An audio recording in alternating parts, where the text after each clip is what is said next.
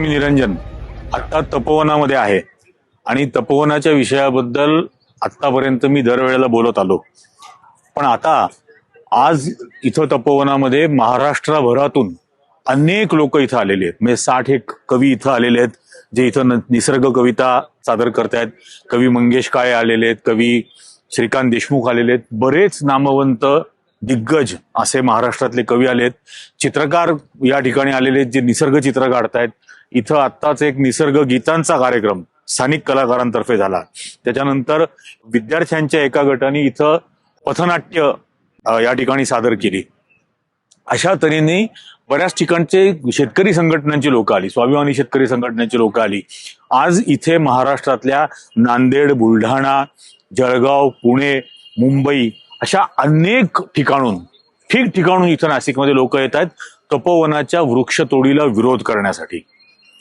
ते काय म्हणतात हे तुम्ही आज खरं तर ऐकायचं आहे, पण हे सगळं ऐकल्यानंतर शासन भानावर येतं की नाही हा त्याच्यापेक्षा मोठा प्रश्न आहे. पण आधी ती लोक काय म्हणतात हे ऐका.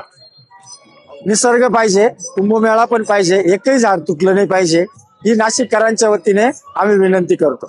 मी इथे तपोवनामध्ये यासाठी आलेलो आहे की बिल्डर लोकांनी ऑलरेडी या नाशिकमध्ये सिमेंट कॉन्क्रीटचं जंगल तयार केलेलं आहे. आता त्याच्यामध्ये हे जंगल तोडीचं जे चालू आहे यांचं हे असं होता कामा नाही, तर त्याच्यामध्ये आणखी भर पडते. तर मला असं वाटतं मनापासून की हे आपण हा जो प्रोजेक्ट आहे झाडं वाचवण्याचा तो आपण कंटिन्यू पुढे ठेवला पाहिजे. माझं नाव सिद्धेश गजानन बोरकर आहे. इथे मी तपोवन वाचायला आलो आहे. हे झाड आपल्याला वाचवायला पाहिजे. हे झाड आपला श्वास आहे. झाड अगर खराब केले तर ते तोडूही नका. झाड आपला श्वास आहे आणि झाडाला जर तुम्ही तोडलं तर एक दिवशी तुम्हीही मराल. तब्बल 6 महिन्यांपूर्वी आम्ही नाशिकमध्ये शिफ्ट झालो. आम्ही बेसिकली मुंबईचे आहोत आणि आम्ही नाशिकमध्ये शिफ्ट होण्याचं सगळ्यात महत्वाचं कारण म्हणजे नाशिकमध्ये असलेली हिरवळ आणि नाशिकमधलं थंड वातावरण आणि स्वच्छ वातावरण आणि थंड हवा, स्वच्छ हवा. आणि आता तब्बल गेले 2 ते 3 आठवड्यांपासून नाशिकचं फुफ्फुस ज्याला म्हटलं जातं ते तपोवन, त्याचा जीव थोडा धोक्यात आहे. ते साधुग्राम आणि अनेक वेगवेगळ्या कारणांसाठी त्याच्या 1800 झाडांवर कुऱ्हाड चालवण्याचं सरकारचं षडयंत्र आहे आणि त्याच्या विरोधात आम्ही इथे जमलेलो आहोत. झाडं आपण स्वतःचा श्वास म्हणतो त्यांना, हे आमचं सगळ्यांचं भविष्य आहे आणि आज त्याच्यावरती कुऱ्हाड चालवली जाते. म्हणून आज आम्ही इथे जमलेलो आहोत. आमचा या सगळ्यांना विरोध आहे कारण झाडं तोडल्यावर कॉमन मॅनला सदोष मनुष्यवादाचा गुन्हा दाखल होतो, पण आज ही झाडं इथे तोडली जात आहेत. आम्ही या सगळ्याच्या विरोधात उभे आहोत कारण ही हिरवळ हे सौंदर्य तर वाढवतेच, पण त्याच्याचबरोबर हवा शुद्ध करण्याचं काम पण झाडं करतात आणि त्याच्यासाठी मी आज इथे आलेलो आहे. वृक्ष काय असतात किंवा वृक्ष काय करतात हे मला माहित आहे कारण माझे आई वडील शेतकरी आहेत. मी आठवडाभर घरीच राहून आलोय.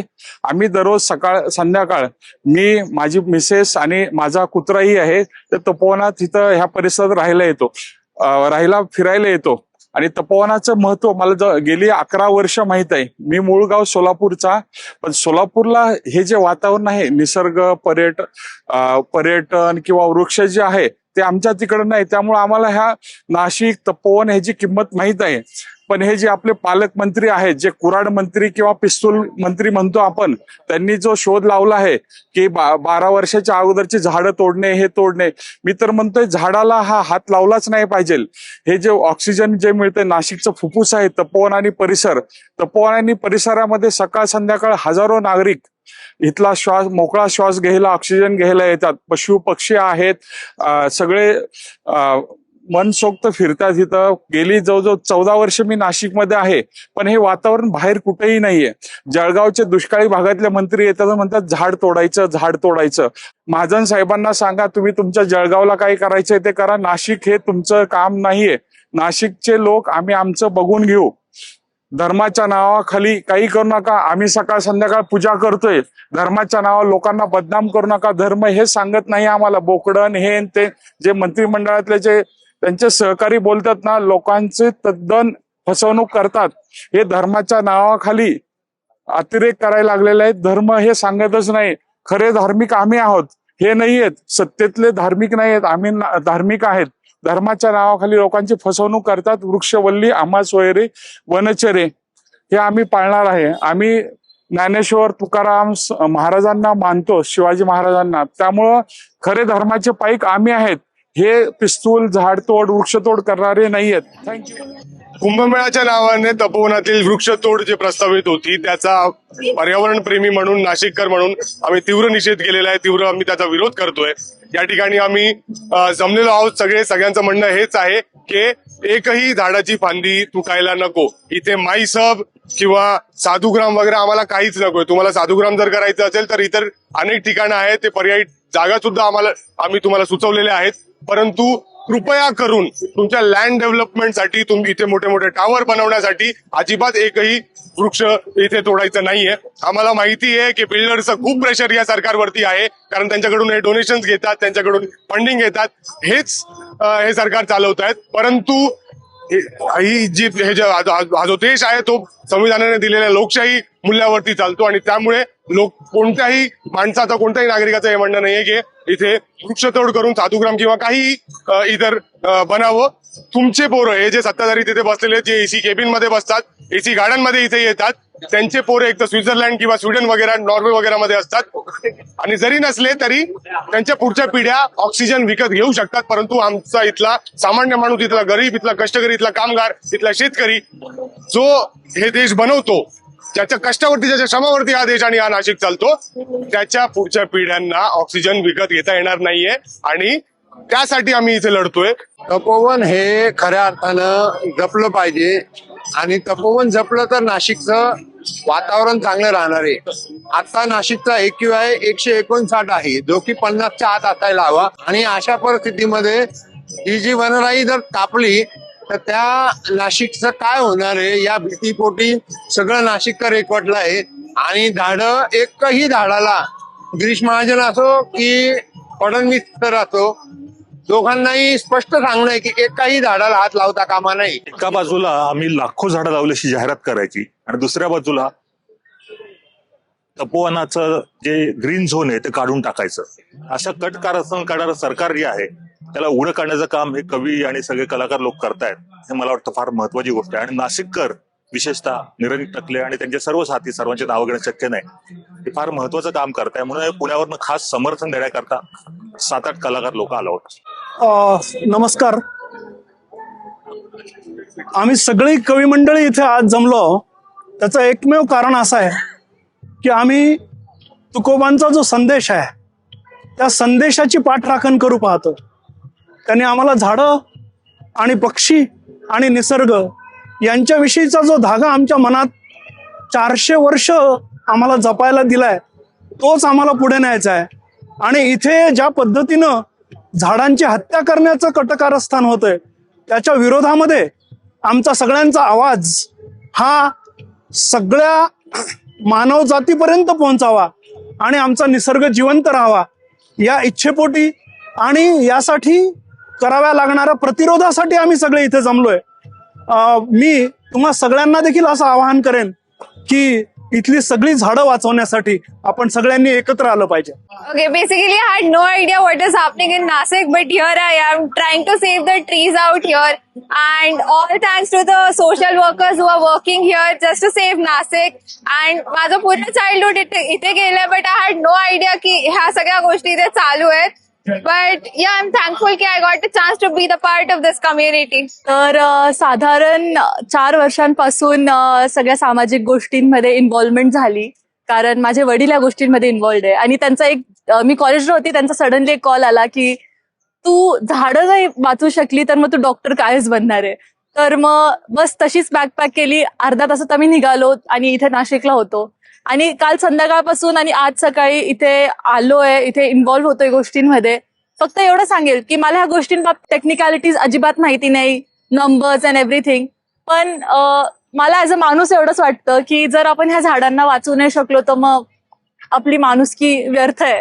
आपल्याला झाडं वाचवायची आहेत, पण फक्त झाडं न वाचवता आपल्याला तपोवन वाचवायचंय ह्याचा पण आपण विचार केला पाहिजे. आणि अजून एक असं की जे लोक म्हणतात की राजकारण होतंय ह्या प्रश्नाचं वगैरे, राजकारणाचाच हा मुद्दा आहे. राजकारणच हे आहे की तुम्हाला इथे माईस हब सुरू करायचंय, तुम्हाला इथे झाडं सगळी कापून टाकायची आहेत. पण मुद्दा हा की तुम्ही एकीकडे म्हणता की राजकारण करायचं नाहीये, पण इथे आज बघताना हर झाडावरती जय श्रीराम लिहिलेलं आहे, भगवा झेंडा बांधलेला आहे, जे की चुकीचं आहे. आपण झाडं का खराब करतोय? जर तोडायची नाहीये तर ती खराबही करू नका आणि हे गोंगाट इथे करू नका, ही माझी नाशिककरांना विनंती आहे. असेच सोबत लढत राहू, शांततेत लढू, लढा आपलाच आहे, झाडं ही आपल्याला वाचवायचीच आहेत. आज या ठिकाणी रविवारचा दिवस असून मोठ्या संख्येने निसर्गप्रेमी नाशिक या ठिकाणी जमा झालेले आहेत. वेगवेगळ्या थरातले, वेगवेगळ्या गटातले, वेगवेगळ्या पंथाचे म्हणून, जातीचे म्हणून अनेक विविध असे पशुपक्षी रंगाचे असे लोक या ठिकाणी जमा आहेत. आणि यांची एकच मागणी आहे की ज्या ठिकाणी आम्ही आता उभे आहोत हे आहे तपोवन, नाशिकचं प्राचीन तपोवन. या ठिकाणी कुंभमेळा भरला जातो दर 12 वर्षांनी. आणि आता कुंभमेळ्याचं नाव करून नाशिक महानगरपालिका आणि राज्य शासनाने इथले जवळपास 1800 वृक्ष तोडण्याचा घाट घातलेला आहे. त्या निर्णयाला विरोध करण्यासाठी गेल्या 15 दिवसापासून या ठिकाणी मोठं आंदोलन सुरू आहे. त्याच्या पाठिंब्यासाठी मी आलो. आमची स्पष्ट मागणी आहे की या ठिकाणी एकही झाड तोडू देता येणार नाही, कारण ही झाडं म्हणजे आमच्या नाशिककरांचा श्वास आहे, इथला ऑक्सिजन आमचा श्वास आहे.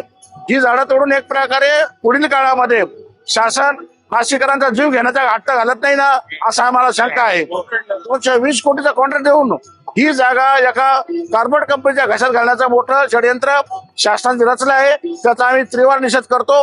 शासनाला आम्ही कुठल्याही पद्धतीचं या प्रकारे पाऊल उचलू देणार नाही. तपोवन या मुद्द्यावर जे काही चाललेलं होतं त्याचं आता विशाल स्वरूप झालेलं आहे. मला असं वाटतं की प्रत्येक माणसाने दर रविवारी तपोवन वाचवा, तपोवन पाहूया या मुवमेंटमध्ये सहभागी झालं पाहिजे. इथे येऊन बघा तुम्ही, कारण की हे जे आपलं छोटंसं आंदोलन होतं ना, याला एक मोठं स्वरूप मिळालेलं आहे. इथे नक्कीच या. भरपूर लोक म्हणतात की हा राजकारणाचा विषय झालेला आहे आणि बऱ्याच काय काय गोष्टी सांगितल्यात की धर्म वगैरे बऱ्याच गोष्टी इन्क्लूड करतायत. पण सगळ्यात महत्वाचं आहे की तुम्ही धर्म, राजकारण या सगळ्या गोष्टी बाजूला ठेवून जर इथे आलात आणि फक्त इथले झाडं पाहिले ना, तरी तुम्हाला लक्षात येईल की पर्यावरण ह्या सगळ्यांपेक्षा किती उंच आहे, किती मोठं आहे.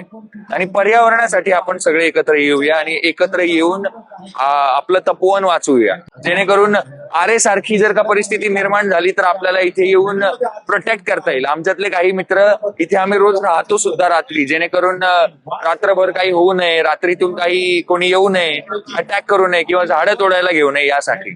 पण नक्की आता तुम्ही तपोवनामध्ये टाइम स्पेंड करायला या. ही जी सगळी चळवळ सुरू झालेली आहे, या चळवळीमध्ये महाराष्ट्रातले जे कलावंत आहेत, चित्रकार आहेत, कवी आहेत, त्यांनी सुद्धा सहभागी व्हावं, या ठिकाणी व्यक्त व्हावं आणि शासनाने जो वृक्षतोडीचा निर्णय घेतलेला आहे त्याला विरोध करावा, रस्त्यावर यावं, या भूमिकेतनं आम्ही इथे आलेलो आहोत. आपल्याला माहिती आहे की संयुक्त महाराष्ट्राच्या निर्मितीमध्ये शाहीर अमर शेख सारख्या एका शाहिराचं फार मोठं योगदान होतं. त्याच पद्धतीनं एकूणच या महाराष्ट्र प्रदेशामध्ये संतांपासून ते कवींपर्यंत आधुनिक काळामध्ये फार मोलाचं योगदान राहत आलेलं आहे. म्हणून कलावंतांनी सामाजिक परिवर्तनाशी आपला अनुबंध जोडला पाहिजेत, त्यापासून दूर राहता कामा नये, या पाठीमागची एक भूमिका आहे. परंतु त्यासोबत एक व्यापक भूमिका आमची अशी आहे की फक्त हा लढा तपोवनापुरता मर्यादित होऊन थांबणार नाही, चालणार नाही. याच्या पुढे आपल्याला जावं लागेल. आपल्याला माहिती आहे की नॅशनल हायवेचे कामं चालू असताना हजारो लाखो दीर्घायुषी झाडं तोडल्या गेलेली आहेत. वडाची झाडं, पिंपळाची झाडं, कडुलिंबाची झाडं, ही जो खरं म्हणजे भूमीचा आणि या समाजाचा श्वास आहे, या झाडांच्या संदर्भात सुद्धा आपल्याला भूमिका घेणं भाग आहे. म्हणून इथे जे आमचे सगळे कवी जमलेले आहेत, कलावंत जमलेले आहेत, ते केवळ एवढ्या या निदर्शनापुरतं आम्ही बघणार नाही, तर महाराष्ट्रभर नॅशनल हायवेवरची जी झाडं तोडल्या गेलेली आहेत त्याच्याबद्दल सुद्धा भूमिका घ्यावी लागणार आहे. म्हणजे टोल नाके चालू आहेत, परंतु झाडं लावलेली नाही आहेत. आणि झाडं लावली जातात ती कुठली आहेत? 10-15 फूट उंच आणून ती झाडं लावली जातात. त्या झाडांचा उपयोग नसतो, त्यांची मुळं सगळी गुंडाळलेली असतात आणि ती झाडं लवकरच मरून जातात. त्यामुळं झाडांची बियाणे लावा किंवा छोटी झाडं लावा आणि ती वाढवा, तरच ती झाडं टिकू शकतात. त्याच पद्धतीनं काही मोठ्या शहरांमध्ये रुंदीकरणामध्ये फार मोठी झाडं कापली जातात. त्या ठिकाणी सुद्धा वृक्ष लागवड मोठ्या प्रमाणात होत नाही. अनेक महानगरांमध्ये जे ओपन स्पेस आहेत सोसायट्यांचे, गृहनिर्माण संस्थांचे, हे अनेक लोकांनी बळकावलेले आहेत. त्याबद्दल सुद्धा बोललं पाहिजेत. म्हणून ही चळवळ, टकले सरांना माझी एक विनंती आहे की ही चळवळ फक्त या तपोवनापुरती मर्यादित नका ठेवू. माझी विनंती हात जोडून त्यांना महाराष्ट्राच्या वतीने, सगळ्या कवी कलावंतांच्या वतीने, ही चळवळ फक्त तपोवनापुरती नाहीये, पूर्ण महाराष्ट्रापुरती आणि भारताला व्यापणारी अशा स्वरूपाची ही चळवळ झाली पाहिजे. नॅशनल हायवे मध्ये 100-100, 150 वर्षाची झाडं तोडल्या गेलेली आहेत, ज्यांच्यावरती पक्ष्यांचा किलबिलाट होता. एक वस्ती, एक समूह जीवन त्या ठिकाणी होतं, ते सगळं नष्ट करण्यात आलेलं आहे. आणि गावांची ओळख या सगळ्या वृक्षतोडीमुळे मिटवण्यात गेलेली आहे. म्हणून माझं त्यांना एक विनंती असेल सगळ्या कलावंतांच्या वतीने की त्यांनी याबद्दल सुद्धा मोहीम हाती घ्यावी. आम्ही त्यांच्या सोबत आहोत. कुणीतरी नक्की असणार ओळीने माझ्या भावंडांची हत्या होताना पाहणार. कुणीतरी नक्की असणार ओळीने माझ्या भावंडाची हत्या होताना पाहणार. आम्ही तर माणसांनाही भावंडच मानतो. झाडाचं स्वगत असं शीर्षक आहे. कुणीतरी नक्की असणार ओळीने माझ्या भावंडांची हत्या होताना पाहणार. आम्ही तर माणसांनाही भावंडच मानतो. त्यातल्या कुणाचे तरी डोळे भरून आले असतील. त्यातल्या कुणाचे तरी डोळे भरून आले असतील. 1000 हिरव्यागार फांद्यांखाली चिरडलेले शुभ्र पक्षी पाहून कुणाला तरी गलबलून आला असेल. 1000 हिरव्यागार फांद्यांखाली चिरडलेले शुभ्र पक्षी पाहून कुणाला तरी गलबलून आला असेल. वाणी असती तरी आम्ही कुणाला शिव्याशाप दिले नसते. वाणी असती तरी आम्ही कुणाला शिव्याशाप दिले नसते.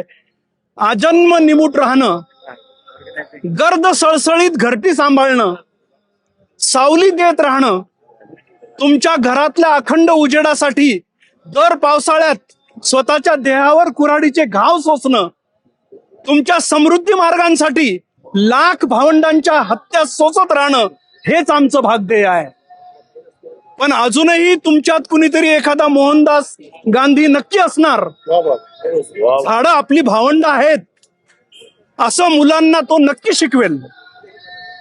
पण अजूनही तुमच्यात कुणीतरी एखादा मोहनदास गांधी नक्की असणार. झाडं आपली भावंड आहेत असं तो मुलांना नक्की शिकवेल.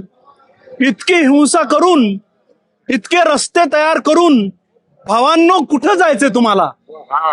इतकी हिंसा करून, इतके रस्ते तयार करून भावांनो कुठं जायचंय तुम्हाला? एक सांगू, मुळांकडे परतायला फार छोटी पाऊलवाट देखील पुरते. मुळांकडे परतायला फार छोटी पाऊलवाट देखील पुरते. ऐकलं तुम्ही लोक काय म्हणतात? महाराष्ट्रभरातली लोक. आता हे फक्त नाशिकच्या तपोवनापुरतं जन आंदोलन राहणार नाही, तर हे खरोखर एक राज्यव्यापी चळवळीमध्ये याचं परिवर्तन होऊ शकेल.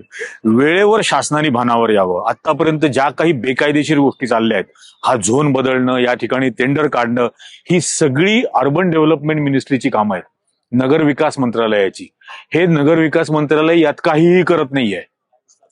हे सगळे निर्णय ते कुंभमेळा मंत्री नावाचं एक बेकायदेशीर पदावरती असलेला, नाशिकचा नसलेला एक उपरा मंत्री, हे नाशिकची बर्बादी करण्याचे निर्णय याच्यामध्ये घेतोय. शासनाने अजूनही भानावर येण्याचं शहाणपणे आत्ता दाखवणं अत्यंत गरजेचं आहे. तुम्हाला सर्वांना या सगळ्याबद्दल काय वाटतं? लोकांच्या प्रतिक्रियांबद्दल, या जन आंदोलनाला, या जन आंदोलनाचं चळवळीत परिवर्तन होण्याला, या सगळ्याबद्दल तुमचं मत काय आहे? तुम्हीही याच्यामध्ये सहभागी व्हायला तयार आहात का? हे नक्की खाली कमेंट्स करून सांगा. आत्ता इतकंच. धन्यवाद.